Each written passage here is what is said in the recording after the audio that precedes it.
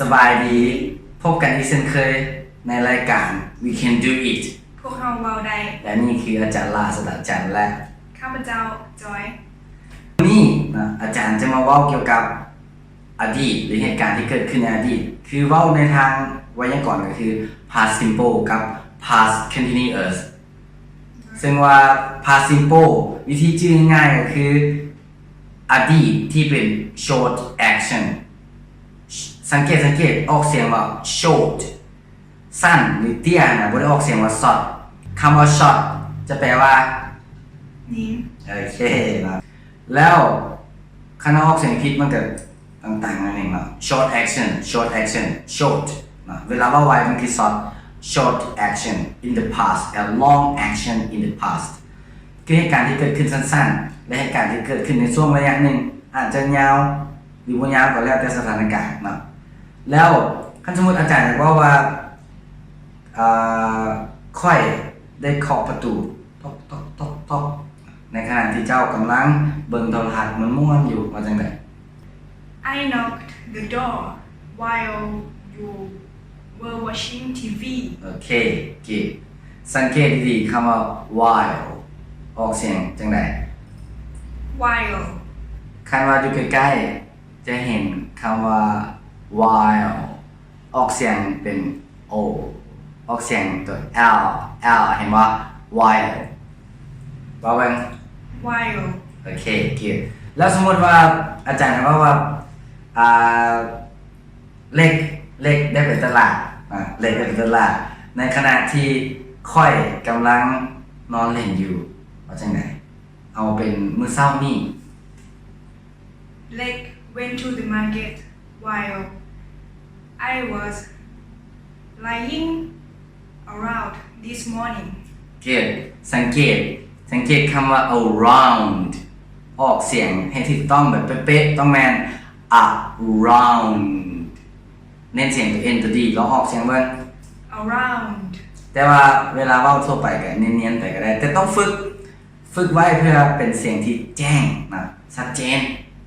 แล้วสมมุติว่าอาจารย์บอกว่าค่อยนะโทรหาแม่นะจอยเอาเป็นจอยซะจอยนี่นะอาจจะเป็นจอยนี่เนาะจอยโทรหาแม่นะโทรหาแม่เราแล้วโทรฮัลโหลป๊อปเนาะตอนใด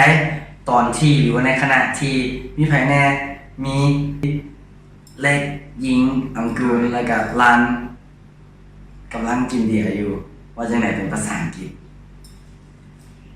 Joy called her mother while Lan Ying Leg and Goon were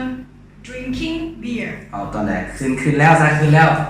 last night โอเคมาอันนี้ยกตัวอย่างก็คือนะคณะว่าผิดมีความหมายแตกต่างบอกคือว่า โดยแตกต่าง สมมุติว่าอาจารย์ว่า I go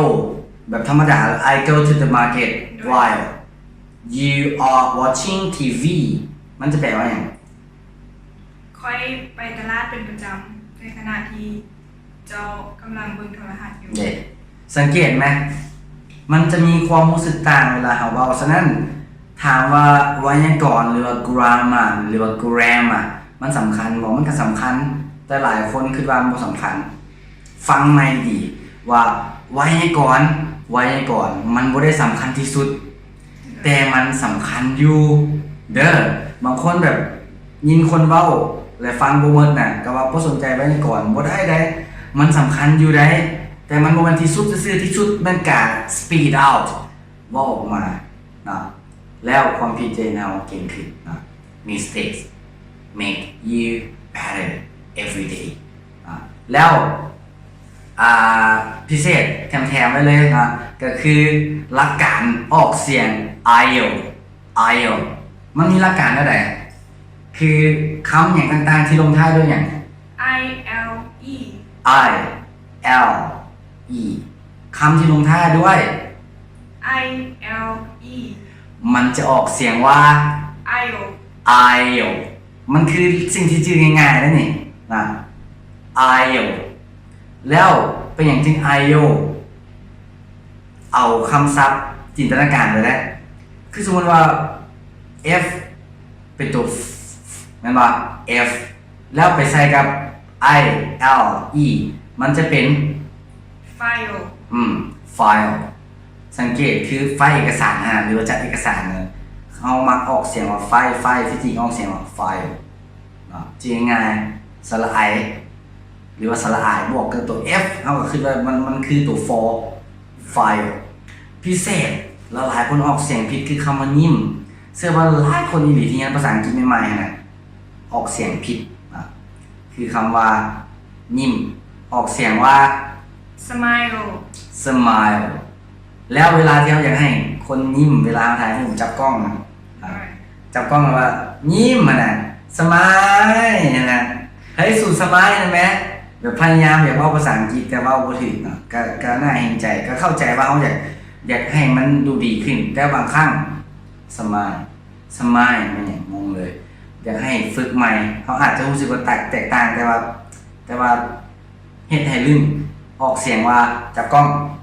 เบิ่งนี่จอยเบิ่งนี่ smile smile ยิ้มคันว่าอย่างยิ้มกับ smile จังซี่เลยได้นะเพราะว่าภาษากับเจ้าเด็กเขาสิว่าภาษาลาวลากเสียงฉะนั้นฝากไว้ แล้วสำหรับการออกเสียงคืออาจารย์มีคอร์สออนไลน์สำหรับการเน้นเสียงแต่ละตัวเลยว่าจอย3-4ออกเสียงได้ใช้เวลาหลายเดือนได้แต่ว่าอาจารย์รวมมันไว้ในวิดีโอการเรียนการสอนแบบจัดเต็มเลยฉะนั้นเราสามารถเอาไปเรียนเลยซ้ำไปซ้ำมาได้มันคือโคตรประหยัดเลยราคาเพียงแค่500,000อีกบุดนจะเพิ่มราคาเป็น800,000แล้วฉะนั้นสมัครไว้อยากออกเสียงเป๊ะแบบจอยแต่คันอยากมาเรียนตัวก็มาได้แต่ราคาจะต่างนิดนึงสำหรับผู้ใดมาตัวก็มาได้แต่สำหรับผู้ใดอยากเรียนออนไลน์ประหยัดกันตามแต่เฮาสะดวกเลยเจอกันวิดีโอต่อไปสบายดีแล้วอาจารย์จะฝากวิธีสมัครอยู่ท้ายคลิปนี้โอเค see you next time